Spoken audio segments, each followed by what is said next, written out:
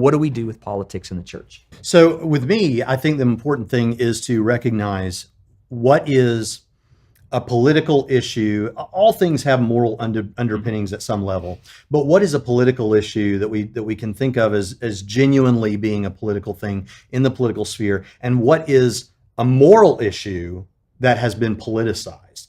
Just because something has been politicized doesn't make it more political than moral. So, for instance, just because let's say that there was a ban on Christians, grouping in groups of 15 in people's homes. Okay, well, now that's a political issue, but it's also not just a political issue. It's also an issue of personal importance to our faith, right? So I think that just because something is discussed or is even one of the big issues in politics doesn't mean that it is a thoroughgoing political issue so much as it is an issue that's been politicized. So for me, as you know, we've had discussions about this. I think that one of the biggest issues, and obviously one of the biggest issues that the right likes to push, is the issue of abortion. Now, I think abortion is one such issue. I think it's an issue that has certainly been politicized. I mean, my goodness, wearing masks has been politicized during the pandemic. Really? But yeah, believe it or not. But there are people that think right now we should be wearing masks in this interview. But I think abortion is one of those issues. So for someone who has such a conviction as I do, I can honestly say to my audience, listen, I'm not going to tell you who to vote for, and there may not be anyone that seems worthy of your vote. All I'm going to tell you is there's a moral issue in our land, and our land is making decisions related to this. And to me, this is an issue that's been politicized, but it's an issue that's bigger than that, and it's one that I think we can speak truth to. That would also go for issues about human sexuality that get politicized and things like that. So for me, I'm the last person you want to talk to about trade policies and economics and all those things. I'm just not your guy. I don't know. And again, there are moral issues that underlie all those things, but those to me strike me as more of what we think of as politics, qua politics. But when we get to those, what I can say as a theologian, as a seminary guy, as a person who speaks to Christian audiences, let's tear out those things though that are being politicized, that are much bigger issues for us in a worldview sense beyond politics. And as theologians and Christians, let's still decide what we think about that apart from what our party is. Because I don't think Jesus is coming back wrapped up in the American flag with blue eyes and blonde hair and Second Amendment man with guns in each hand. But I also don't think he's coming back with a rainbow flag and all these kind of things either. I think that we have to ask what things here in our politics strike against what we hold to be the most important issues about life and what it means to be a human. And if that flies in the face of our political party, so be it. Also, just because there's an issue that a particular party resonates with me about, that doesn't mean I adopt all their other issues just because they have this one. I think that is a dangerous, dangerous thing for the church to become synonymous with a political party. Thoughts on church and politics? Well, America is now what they're calling a post-Christian culture, right? And it's certainly the same in like the UK and other parts of Western Europe are already post-Christian. Now we're joining that post-Christian culture. Seems like the trends that happened in Europe many years ago are starting to happen here. Right. And so this is an opportunity for the church to be post-political, because right now our culture is highly politicized, and we can be the refuge as the church away from all of that. I agree with what he's saying in the sense that the Bible is going to touch upon things that people have politicized in the culture that are unavoidable if you're just going to go through Scripture. That's going to happen. But there are also things that you don't need to give your opinion on, that the Bible doesn't really care about what your tax policy is, other than give to Caesar what is Caesar's. That's Jesus's. As a Christian, as a follower of Jesus, Jesus says, give Caesar what he wants. Now, as an American, yes, you have a say in who you elect and what tax policies they enact in Congress and all that. Who cares about that from the pulpit when you're teaching from Scripture, right? There are things like he said that are political issues, qua-political issues that we can stay out of. There are other issues that the Bible is going to inevitably speak to that you can't avoid if you're going to be biblically faithful. But political teams doesn't have to be a part of any of those conversations in the church. And I think that the church, right now, when people are so fatigued from politics, that we need to be post-political and certainly post-party, whether it's your evangelical church has been too tied to the GOP in the past or whatever, or you're in certain mainline denominations, you're still faithful to Scripture, unlike some of those who just abandoned it long ago, Sure. But there are still faithful mainline denominations. You're tied to your own political parties, or you're in certain traditions. The African American tradition has been in recent decades tied to the Democrat Party. Maybe you need to let that go as well. So there's all kinds of different white evangelicals. Maybe need to let go of the GOP. There's all sorts of aspects of the contemporary American church that needs to become more post-political rather than intertwined with their party, because neither party represents Christ. So, and we're Christians, and we first represent Christ as his ambassadors of reconciliation. So we need to be post-political. And that's not just for the white evangelicals, but there's also, in the urban churches and all that have their ties to, all of us have got to, whatever context, the mainline liberals that are tied to, denomination, we've all got to become post-political. And so that's going to hurt in various aspects when you let go of that party you've so aligned to. And I'm not saying in your personal life, go vote for whoever, I'm not going to tell you how to vote. But within the church, what we're doing here, this is post-political kingdom business, kingdom politics. We're not doing American politics here. Yeah. I mean, one of the, again, you read the data. The data obviously could be a little flawed. I tend to read data, and then I also go, what's my experience with that group of people in my church? And if the data seems to, sort of gel with what's going on in the church, I tend to go, that's probably more correct data than not. One of the things that we're seeing is that, again, this whole premise of what I'm doing is to reach the next generation. The next generation is complaining that the church is too political. And a lot of people have left the church because of that. I love the fact that you're saying we need to be post-political, because I do think that what we do here at Grace, we are a refuge from that garbage. We don't get in there. And that doesn't mean I wouldn't deal with an ethical or moral issue if I was in the text, but I don't go out of my way to lob those bombs every Sunday to appease a political agenda, okay? But how does a leader, how does a pastor that has got a church that is just, I mean, look, I got buddies that lost hundreds of people during COVID because of masks, because of asking people to sign up, and it's all driven. And when I say masks, this isn't like a right or a left issue. This was both sides. I mean, you had people saying, I can't believe you're not strapping 14 masks on everybody that walks in. I can't even believe you're having church. It should be internet only. To those that are like, this is the biggest, demonic, satanic thing that's ever happened. There's no way a mask keeps anybody safe, and you guys are making us wear masks.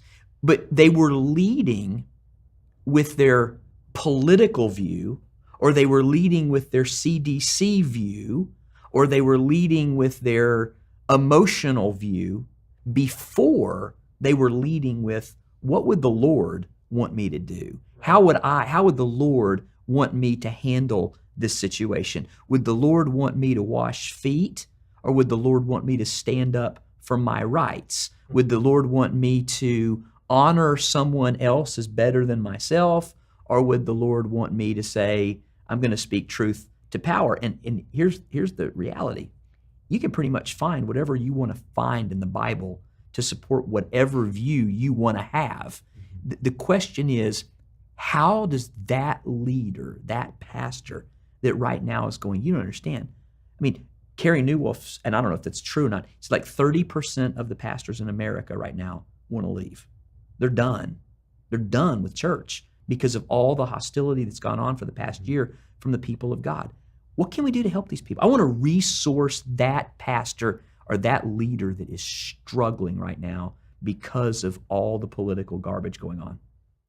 Yeah. Well, first of all, I think you're actually more qualified to answer that question than either of us. Okay, well, I know, but you're on my show here, and yeah, I want yeah, you to yeah. answer. No, So, but I would like to actually hear your take on that, but because you've actually got boots on the ground experience Sure. with that. Yeah, we're ivory tower Yeah. people. We don't have to deal with yeah, but you it. know the way America is, they only want to listen to Ivory Tower people. They don't want to listen to anybody who's actually doing it. Yeah. You know what I'm saying? We like the exact opposite. Yeah. No, you should be listening to the person that's actually doing it. No, we don't want to hear from them. We want to hear from some pundit on Navel TV. gazers like us. Yeah, what do they think? You know, Yeah.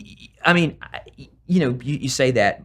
What I would say is that number one, you have to set the culture in your church right now. If you have not set that culture, that and for me, again, I got pastors that don't agree with me. Yeah. I just say I think you got to set the culture in your church of what it is that you want to reach. If you want to reach just the left, then do just the left stuff and preach the left stuff from the Bible, and you'll get them. If you want to do the right, just preach the right stuff and whatever, and you reach them. If you want to reach both people, what you got to do is you got to lead with Jesus and the gospel, not with politics. And that means that no matter what's going on, like here at Grace, we the way we handled the mask thing is when COVID first came out, I had no idea what COVID was. I mean, you go, what's the worst case scenario? What's the best case scenario? What's the in between? Because you don't know. As it sort of developed, I realized, okay, we've got something that is killing people. But that put me at odds because there was other people that it's not killing anybody. I mean, they're going to interpret. So what you have to do as a leader, in my mind, you have to stop going, what do all the people think? Forget what they think. I'm a leader. I have to lead.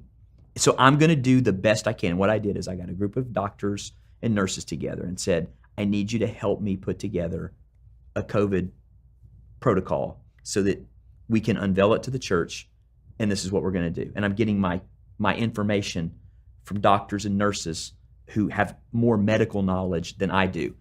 My knowledge is going to be, how can I serve everybody around the church in the best way that we can? How can we honor people? Because I thought that's what Jesus would do. Give me the protocol, and then we'll put it into place. So first thing that we did is we stopped having church for a while, because it wasn't because I wanted to really stop having church. To be honest with you, I really wanted to have church.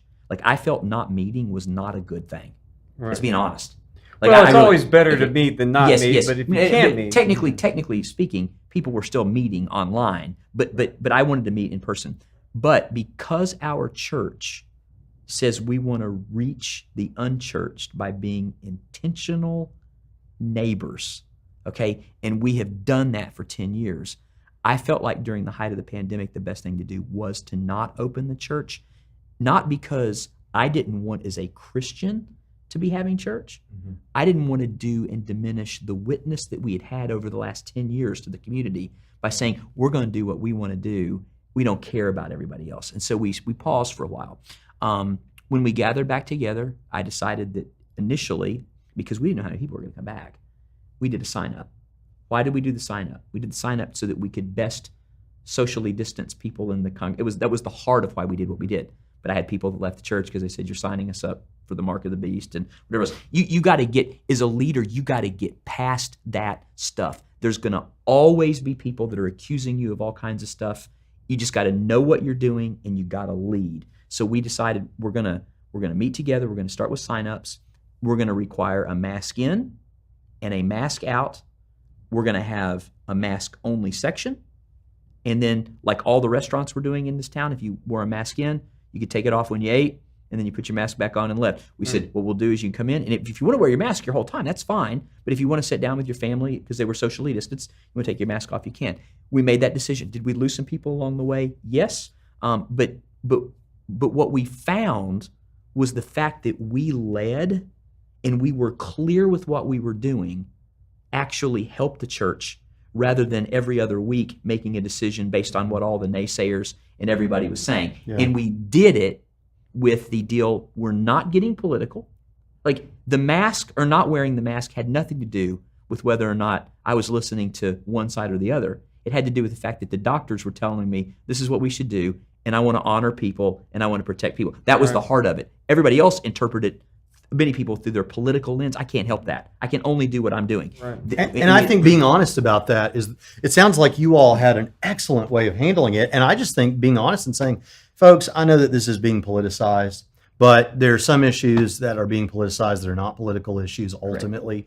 And the fact is, I don't know whether you think I'm doing this for a political reason or not, but I'm just trying to take care of you. That's right. I just want to. But what I'm saying is, you have to create that culture of where you say, we're not doing the political nuance. Yeah. Or you have to say that we're going to. Like, if a pastor does that, hey, God bless them. There's many different ways to do churches. But my thing is you asked me, I'm trying to give you my answer, is that we felt like that leading clearly with biblical, servant, humble, esteeming others better than yourself, theological underpinning, with good medical people that go to our church, that love our people, that love Jesus, said, let's do this.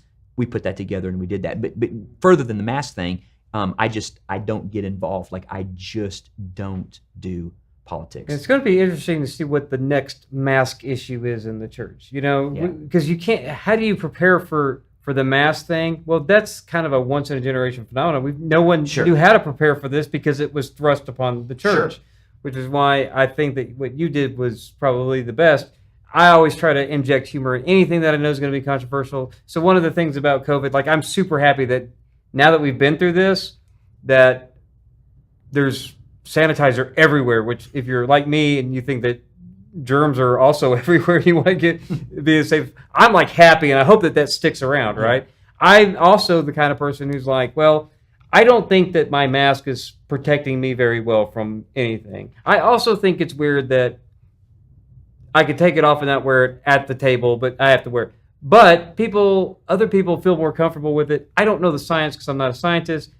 My reasoning says this probably isn't doing a whole lot, but you know what? There are people who think it does, and it doesn't hurt me. Yeah. What's the?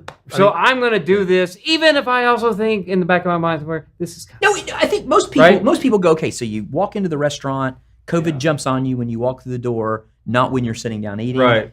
Most people go, like we see the basketball players, they're out there breathing on each other, blocking shots, hanging on each other, knocking each other down, and then they go back to the bench and they have to put a mask on. It's like, okay, I think most people see that, but I still don't believe that the vast majority reasoning behind what was going on was people were trying to help other people from getting sick. Yes, and it doesn't cost you, to say what Pritchett said, it doesn't cost us anything. We're being good neighbors. Or our neighbors at least think we're being good neighbors by doing this. Right. So what's the problem? I think that clarifying to your congregation that look, folks, if we ever get to the point where the government is really asking us to compromise our faith, well, we're going to draw the line in the sand there. That's a bridge too far.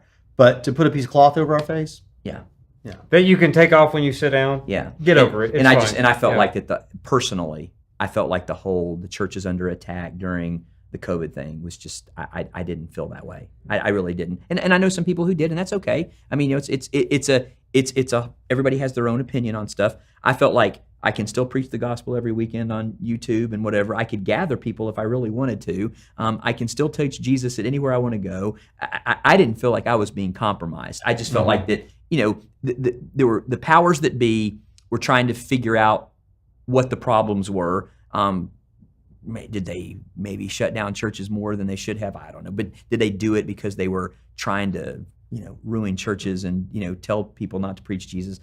I mean, maybe somebody was, but I didn't sense it that way. My takeaway would be, and I'm going to ask you yes or no. My takeaway would be with politics is, as a pastor or as a leader, you need to figure out whether or not you're going to do it or you're not going to do it. And you need to understand what the consequences of each one of those are. Right. In other words, if you're going to be a pastor that really gets into the political fray, just know that the group of people that you're going to get is going to be half of what you could be reaching. And if you're someone who does not get into the political fray, you might be able to reach more people, but you will take on the carnage and the shrapnel of those that are out there that want you to speak more about politics. Right. And I think again, my answer, I think, is consistent with that. My answer again is just outline those things that you think are, indisputably things that we ought to be speaking to. Moral and biblical things. need And to be then spoken if to. if Yeah. politics takes over that ground, we're still speaking to those things. Yeah. But I will say this: out of those two options, either just know what the consequences are either way. I will say this: barring the exceptions that someone's always going to be able to point to, if you go the political route in the next, that you're going to be done in 20 years. I'm not a prophet or son of a prophet. When you read culture, I'm thinking that the more dug in you get on politics, either on the left or the right, I think that's fine, and there are benefits to that in the short term. I think long term, that's pretty much. Yeah, there will always be exceptions to that. Look at this church, that church. There are the hard right wing. Yeah, there will be one or two, but that won't be your church because you're already not there, right? And you don't have the numbers to die slower than they will eventually die when they do die, because they have thousands now. It'll be hundreds after their figurehead's gone. But that's not your church, so don't think you can become that now taking that route. I think more and more things that we consider to be moral things are going to be issues that come up as political issues in the future, even beyond what they currently are. And so I think if we're saying, and I don't think any of us are saying this, but if we're saying if an issue is politicized, we're not going to touch that, then we leave the politicians in the position of deciding what we're going to preach on. But if we say, I'm not in the business of telling people about political parties or who to vote for, I'm just here to preach the word and apply it to the moral and ethical issues of our lives. And if politics wants to get in on that, and I'm still going to be in that space, but I'm not telling you who to vote for, what party, and that. Right.